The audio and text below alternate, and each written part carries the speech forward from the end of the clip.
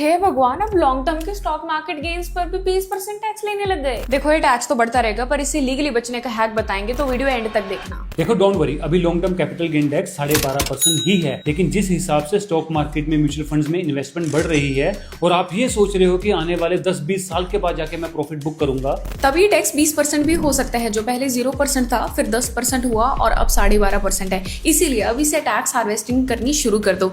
और इस कॉन्सेप्ट को हम समझेंगे in our new series legal tax hacks part 1। मान लो 2024 में आपने 5 लाख रुपए इन्वेस्ट किए स्टॉक्स में और 1 साल बाद इस पर प्रॉफिट बना 1 लाख रुपए। अब आपने 1 लाख रुपए का प्रॉफिट बुक कर लिया और सारे पैसे री इन्वेस्ट कर दिए मार्केट में। इससे होगा क्या, आपको अपने गेन्स पर कोई भी टैक्स नहीं देना पड़ेगा, क्योंकि इस सेक्शन के अकॉर्डिंग 1.25 लाख तक लॉन्ग टर्म स्टॉक मार्केट की कमाई टैक्स फ्री होती है।